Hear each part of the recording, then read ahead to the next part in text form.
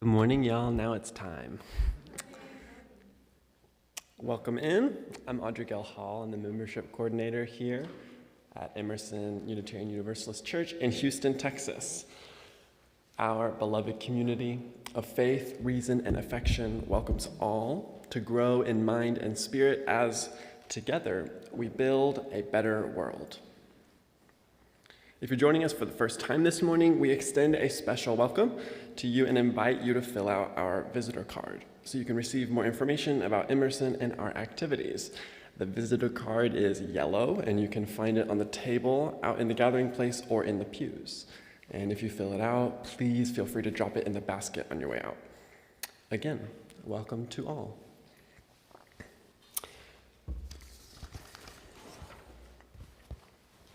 We are a church in many places. Some of us are here in the pews, and some are joining on YouTube from home or wherever else we might be. Our world is also a very different one than it was in early 2020. Our worship service has changed accordingly, so you'll notice if you're on site that people here are sitting in every other pew with space in between families. And we also have our offering baskets here at the front on either side of me and in the back, which we'll be using instead of passing the plate.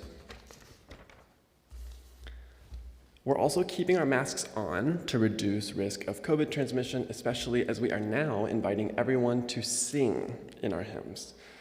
So this is a reminder before we get started singing to please silence your cell phones. And I also have a reminder that following the worship service, folks in the pews can head out to the courtyard where we'll have snacks and time to chat. You can even play on the playground. We'll also have social time on Zoom afterward, which is a chance for you to gather in smaller groups to discuss the service and what's going on in your lives. So folks who are here online, you can find the social time link in the e-blast that went out this morning. And now for our prelude.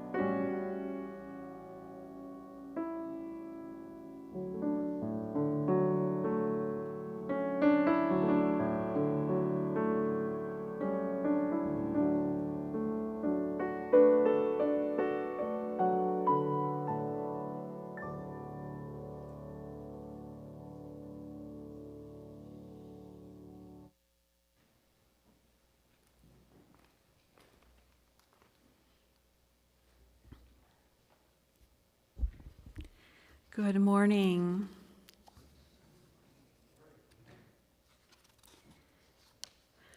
Whoever you are, wherever you come from, wherever you find yourself on your life's journey, whichever your pronouns, whether you've walked in or rolled in or dialed in, whether you listen and see with your ears or your eyes or your hearts, whomever you love, you are welcome here. Come into this space, this sacred space, this sanctuary. Whether your sanctuary is here or at home or some other online space, draw in its beauty as if drawing in a big breath. Draw in its peace as if drawing in a big breath. And come. Come into this space with hearts open, hearts ready to receive, hearts ready to give. Let us begin.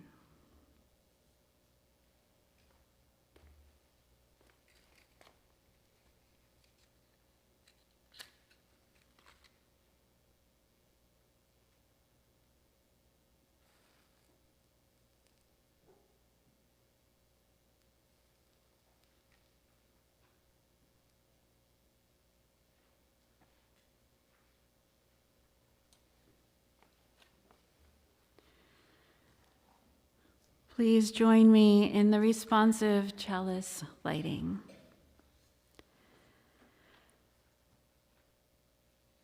We light this chalice to affirm that new light is ever waiting to break through, to enlighten our ways.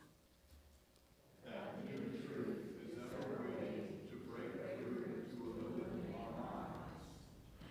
And that new love is ever waiting to break through, to warm our hearts. May we be open to this life and to the rich possibilities that it brings us. Now let us rise, either in body or spirit, and join in singing our opening hymn, number 6 in the gray hymnal, Just as Long as I Have Breath.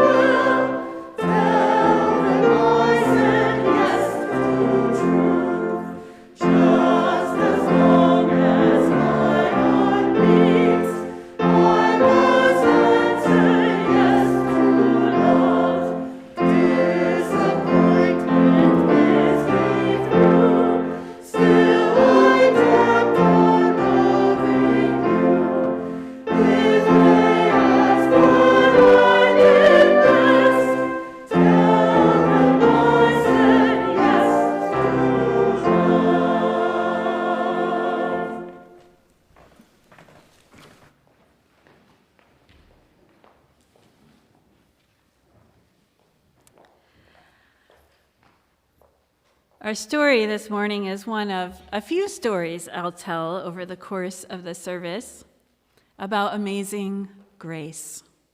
We don't talk about grace maybe overly much here, but I would like to do so more, and I would like to ask you to consider it as something of a gift. A long, long time ago, at least it feels that way to me, I headed off to seminary. I was an applicant at first, and then I moved into aspirant status, but in order before the end of my first year to move on to the next phase, which was candidate status, I had to go and meet with a committee of several people. About 8, I think, were there. It was pretty intimidating, and they got to ask me all sorts of questions. I had been doing my program well up till that point. I had gone through my psychological evaluation and done all of my coursework for that first year, and I was hopeful that I would move on to candidate status. And after the end of the interview, they had me wait in another room. And to paint a picture of what this was like, I don't know how many of you have been to Boston or to Beacon Street in Boston. This was back when the UUA was on Beacon Street. And so it's very old, historic architecture setting that we were in. I waited, and I waited. And finally, they called me into the committee. And they said, we're not going to pass you out onto candidate status, not yet. We have some things we want to ask you to do before you can come back to this committee and pass on to candidate status and then move on to the next phase, which is the even bigger committee. So of course, I was disappointed. Here's what they said to me. We don't think your therapist is doing you any good. We think you need to work on integrating your life experiences better. We think you need a new therapist. I was shocked. Shocked. I mean, nowhere in the secular world do you have your bosses say, we don't think your therapist is doing you any good. That's a very private sort of thing, right? Well, privacy goes to the wind when you go to seminary, apparently, which I didn't realize before I headed there. So I made it through the rest of everything they had to say to me, and I headed out the door and ran across the street to the Boston Common and sat on a bench with the tears pouring down, and I called my mom and told her what was going on and said, I feel like they want something from me, and I don't understand what it is they want from me. I can't see it. I don't know how to do this. If I don't know what the end looks like, I don't know how to do this. And so I spent the next months working on everything they told me to work, and decided to trust the wisdom of those who had gone before, even though I couldn't see it, and it was hard to trust. And I eventually began to learn what it was that they hoped for from me. Now, I understand, then even, I understood that they were right. My therapist wasn't doing me any good, and I did need a new therapist. And once I got one, the work of integration actually happened, and the healing happened, and I began to see. So the song, the story of Amazing Grace, I once was blind and now I see, has always been important to me in my call to ministry. And there may be an element of divine grace or the Holy Grace to it, but my experience of that committee was an experience of human grace that was extended to me. I imagine it took them a great deal of courage to say to me, "We don't think your therapist is doing you any good." That's a pretty bold statement to say, right? But they trusted in me enough to say it and for me to hear it and to follow their wisdom. And so I received the gifts that they offered me that day. And so today I ask you if you have ever been a recipient of amazing grace yourself. Here ends the story for now.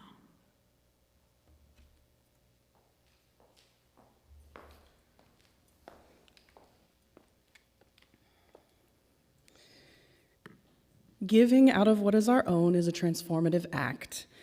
As a community of faith, we collect an offering not for ourselves or for our congregation, but to give to others as a collective action of our community and as a way to live out our shared values.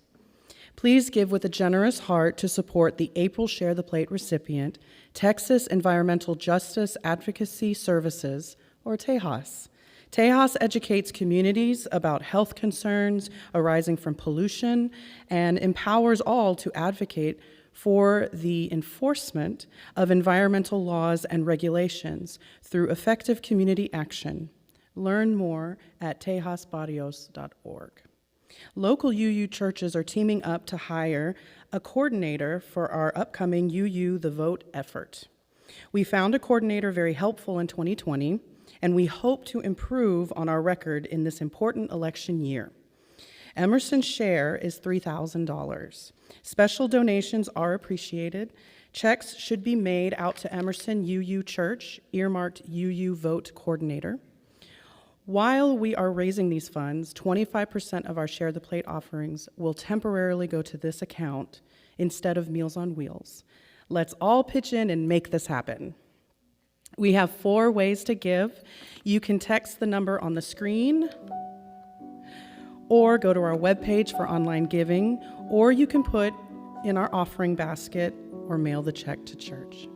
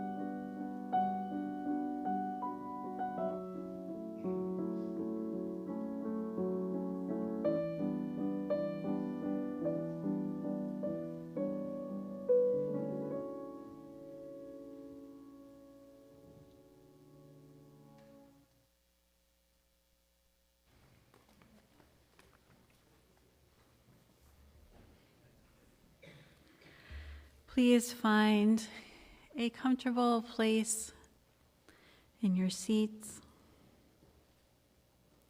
Plant your feet firmly on the floor if you can reach, and if you will.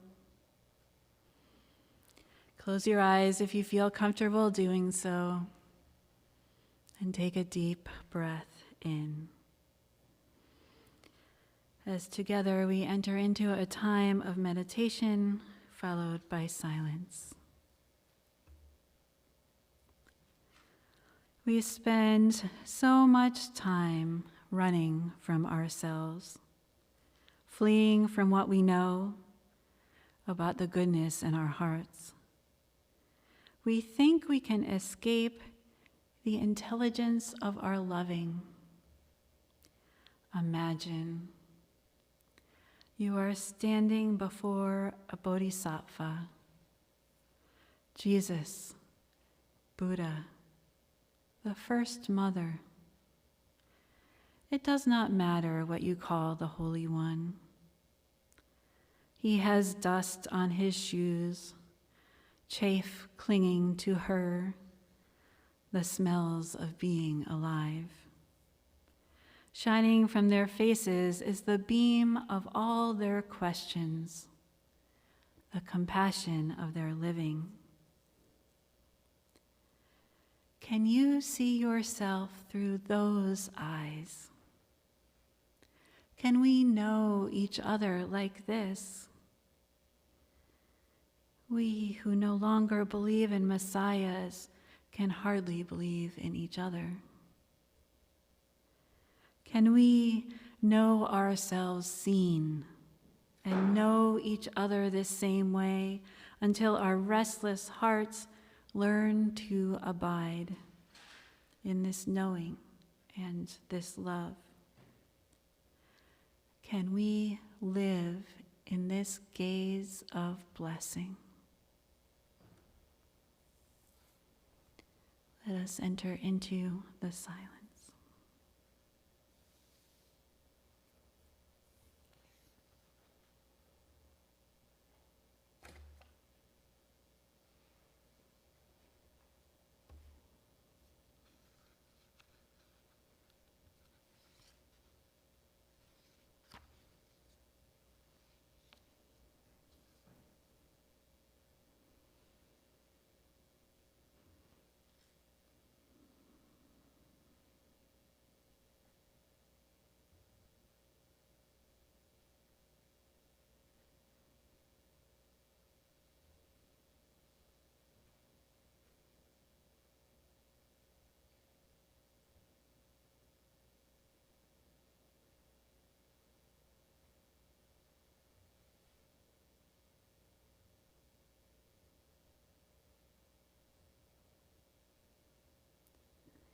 Amen, and blessed be.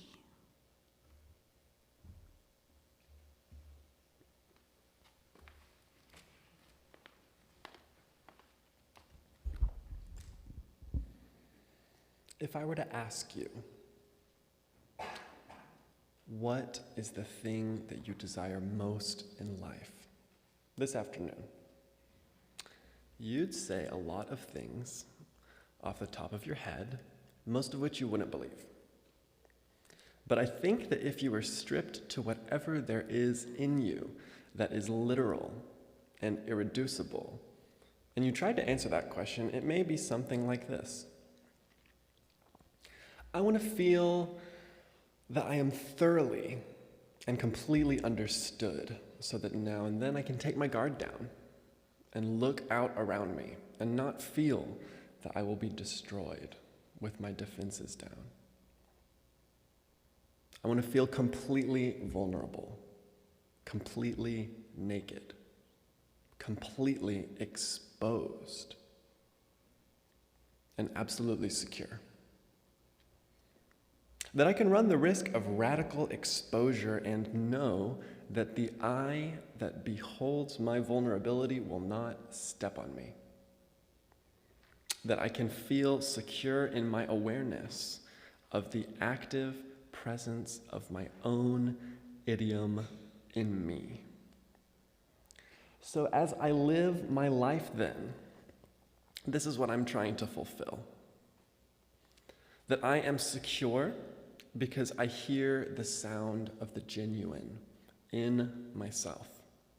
And having learned to listen to that, I can become quiet enough, still enough, to hear the sound of the genuine in you.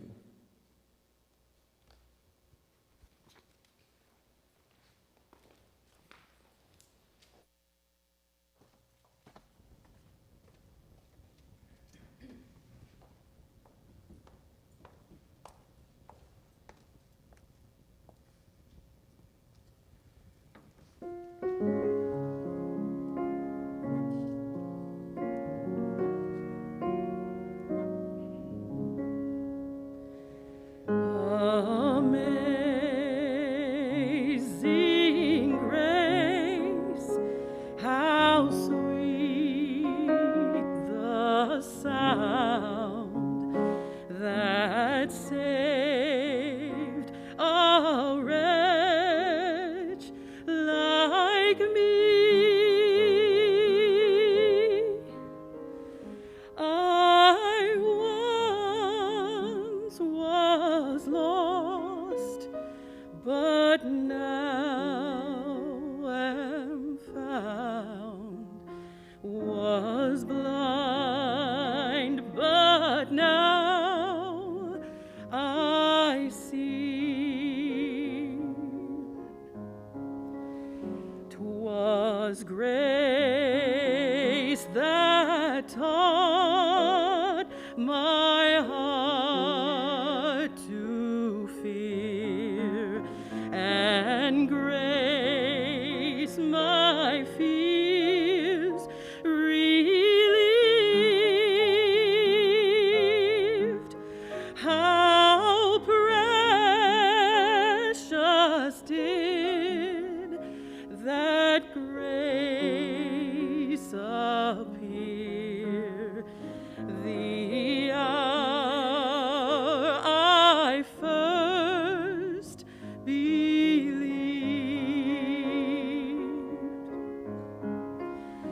Through many dangers, toils, and snares, I have already come. 'Tis grace that brought me safe thus far, and grace will lead me home. When we've been there 10,000 years, bright shining as the sun, we've no less days to sing God's praise than when we'd first begun.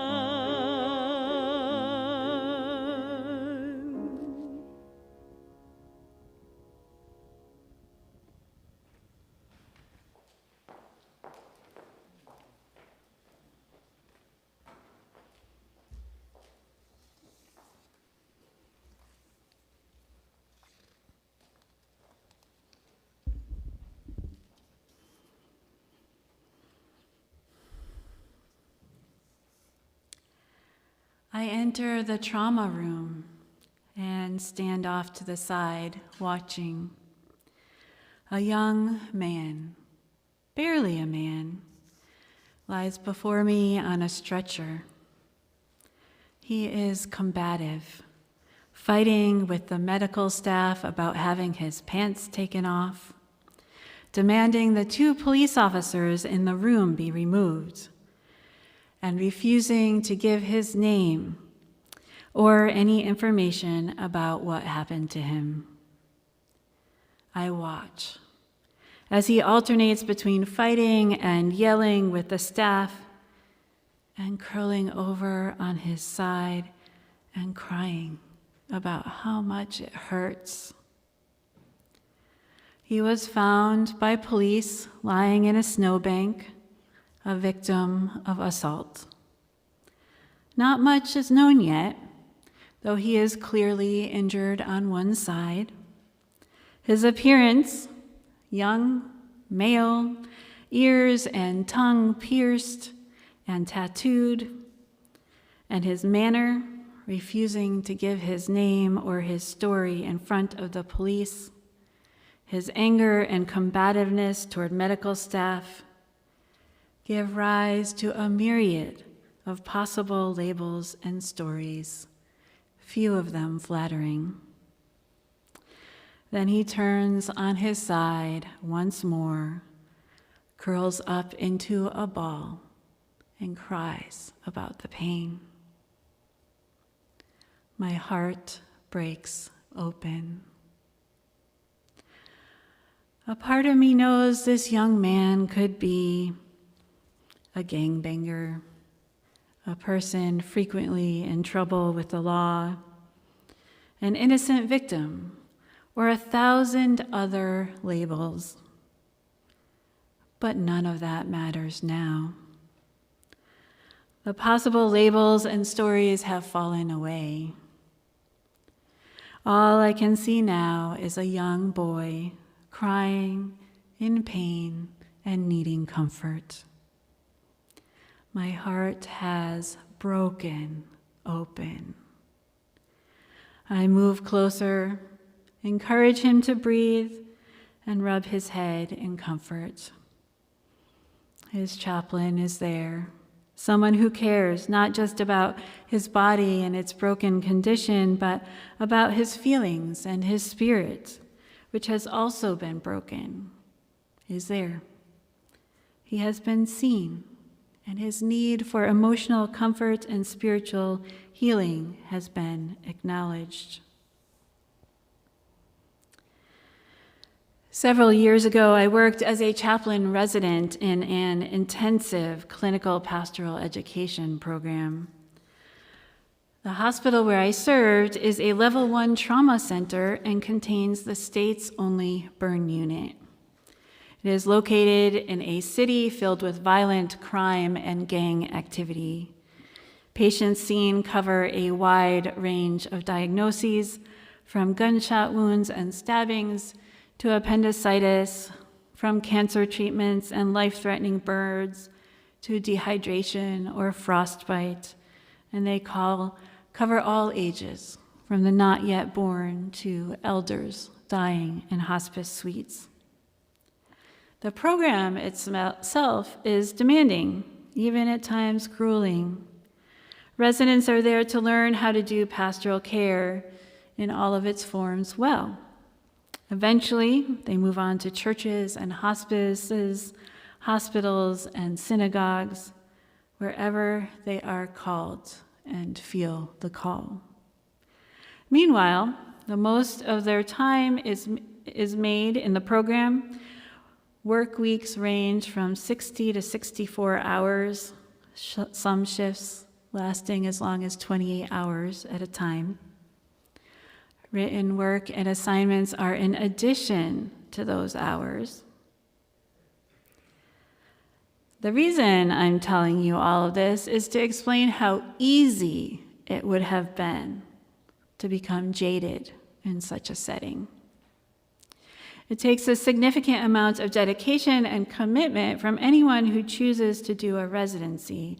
And I will admit, there were times when I questioned my own levels of dedication and commitment, especially after a long and sleep-deprived night.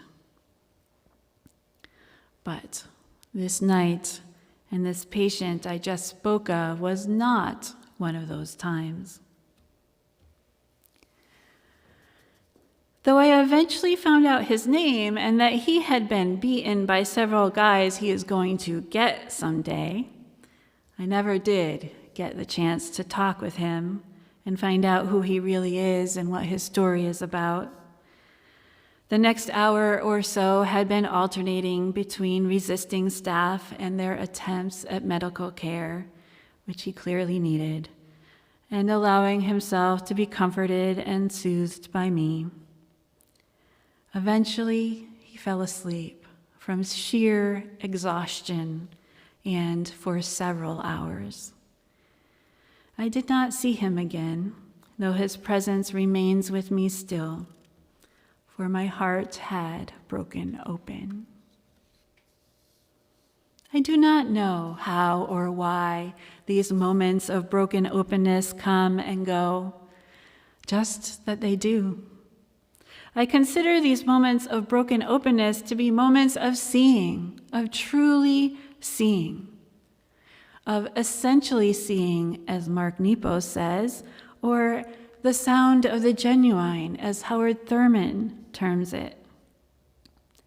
I consider these moments of heartbroken openness to be moments of amazing grace. Amazing grace. There's a story behind that song, one which you have probably heard. It goes like this. John Newton was a slave trader who, after surviving a horrific storm, became suddenly racked with guilt about his chosen profession. Newton immediately turned his ship back to Africa, freed all his slaves, and as a newly converted Christian, wrote the hymn, Amazing Grace. Now, as heartwarming as that story sounds, it is unlikely to be a story that John Newton himself would recognize. That story is really the legend behind the song. It does not reflect the sound of the genuine John Newton.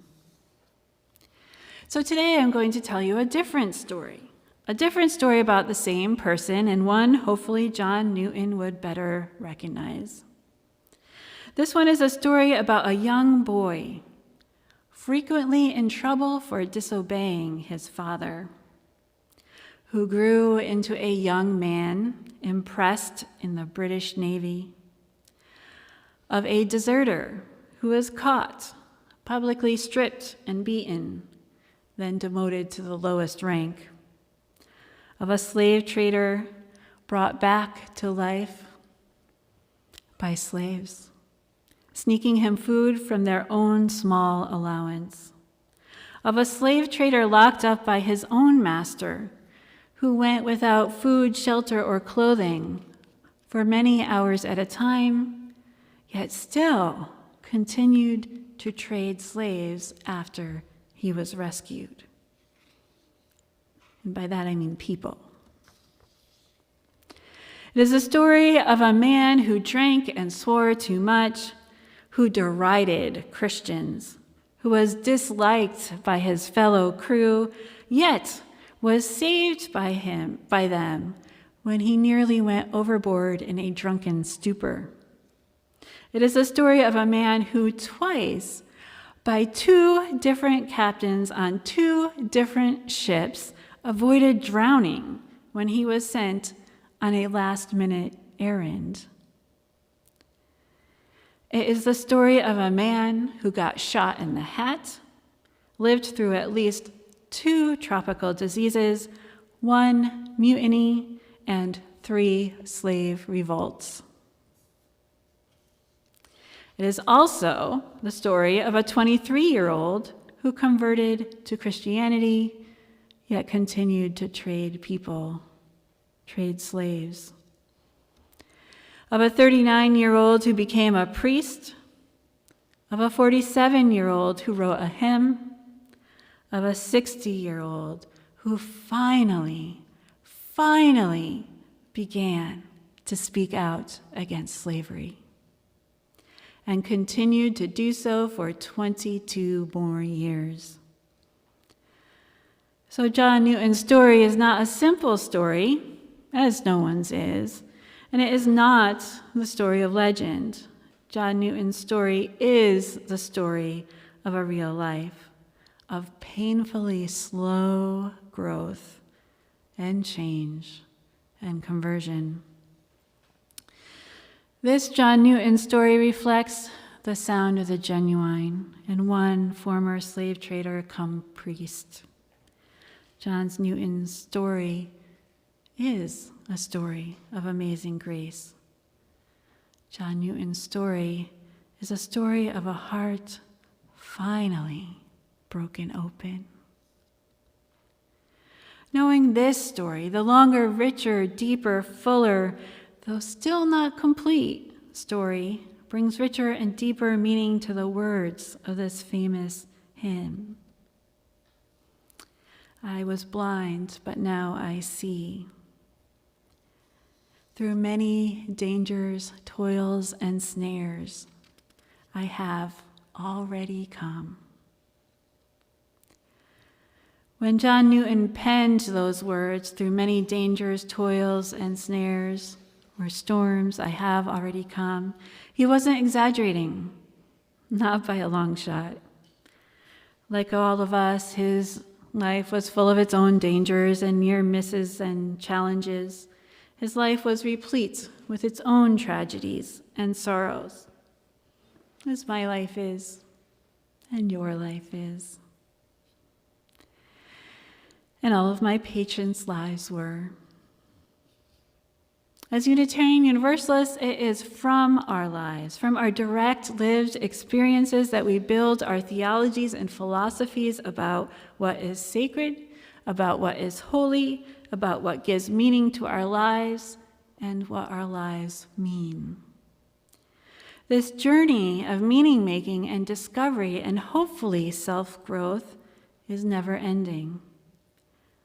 William Ellery Channing, one of our early and most famous forebears, believes that this process, which he and other 19th century Unitarians termed self-culture, long before the field of psychology was born, continued. He believed that this process continued even past death and into the afterlife.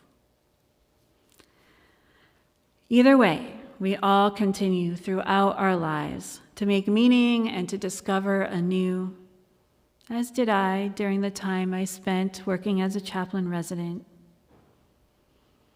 So here are a few of the things I learned. All of us and any of us can and do feel lonely and isolated at times. It is not a matter of how many people we are surrounded by. Each of us and any of us get wrapped up in our own pain and suffering, and when this happens, we are often unable to see the loneliness and pain and suffering of those who surround us. I have often walked into a hospital room and discovered a person who is sitting or lying in isolation and loneliness and who is suffering. Though the hospital is 430 beds full, and almost all of the people who fill those beds are experiencing some kind of pain or suffering, each person feels completely alone. Alone in the middle of 430 other people, also feeling alone. And I dare say there may be people right here, sitting in this room amongst all these people who feel lonely.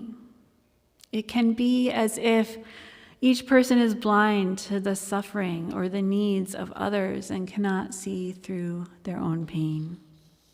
This is actually a natural human phenomenon inherent in the experience of being human, and it can happen to any of us when we are hurting deeply.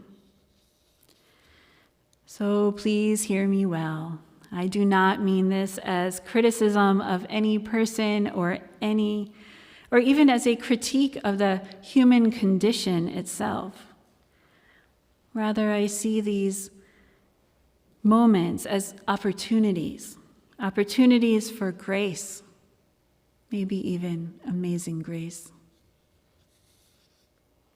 So grace, as a theological concept, traditionally refers to the grace of God. Though there are multiple definitions of exactly what grace is within Christianity, I like to explain it as a gift, neatly packaged and tied in a divine bow. Christians may or may not believe that grace is deserved, and they may differ on ideas about how grace is earned, or even if it is earned, but it seems that no matter what, by anyone's definition, grace is always unexpected. When John Newton wrote Amazing Grace, he was certainly referring to a Christian concept of the divine grace of God. Today, though, I'd like to argue that there is such a thing as human grace, a grace that like divine grace, may or may not be deserved, but it is always unexpected. I believe that each of us needs to be seen, heard, known, affirmed, and validated in our pain and in our suffering and in all of our lives. I believe this needs to happen whether we are lying in a hospital bed or sitting in a pew on Sunday morning, whether we are at a gathering of friends or standing by the grave of a loved one. No one's pain is exactly like another's. Each is unique and must be seen for what it is.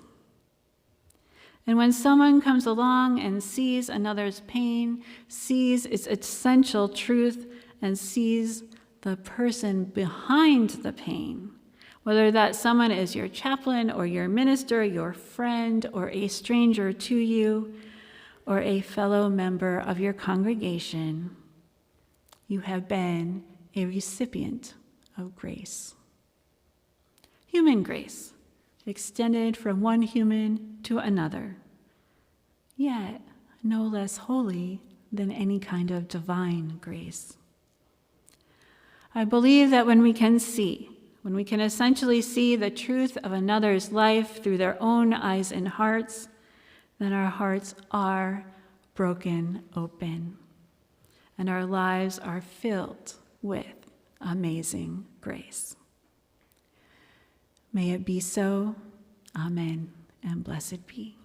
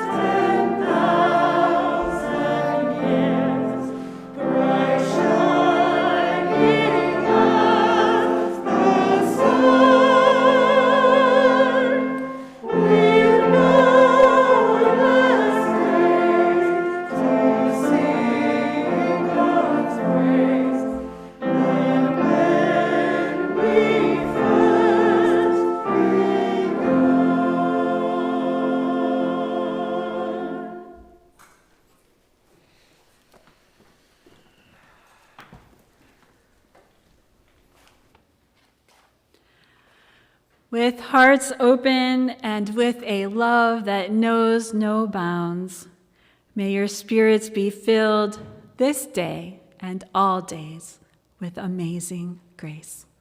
Amen, and blessed be.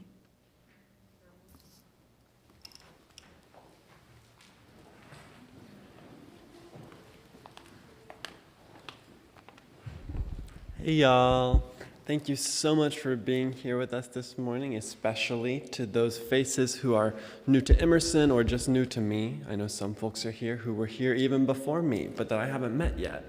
I'm especially glad to see y'all here. I have some announcements before we break. First is a reminder that we have social time after service here in the courtyard or in the gathering place and on Zoom, y'all here joining online. During social time, you can attend Reverend Michelle's picnic table chat to talk about a recent article about a discovery of a new Hebrew curse text. Let me know how that goes, y'all. And if you've missed a Sunday and want to catch up, or if you want to share this recording with a friend, yes, our services are on YouTube. I also have an announcement that says, "Come one, come all to the Emerson Church Retreat. Let's connect spiritually with one another and with nature," from May 20th through 22nd at Brazos Bend State Park, and you can see our e-blast or check in with Deborah Watering or Dory Wolf to learn more. And now we're going to end with our postlude, which is the song "We Are One" by Zain Bika.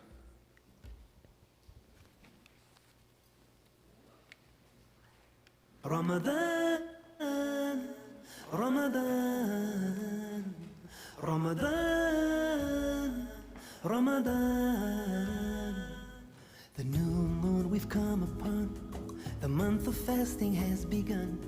It's time to purify the hearts, and so we welcome Ramadan, Ramadan, Ramadan, Ramadan. We are one, one, one. Oh, we are one, one, one. One ummah under the sun, one ummah praising the one. We are one, one, one. Oh, we are one, one, one. We love Allah's beloved. Send peace upon Muhammad. We are one, one, one. Oh, we are one, one, one.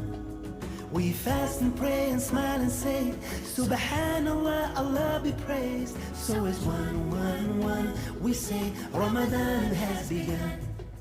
Ramadan, Ramadan. Allahumma salli ala Sayyidina Muhammad wa alihi Muhammad wa barik wa sallim.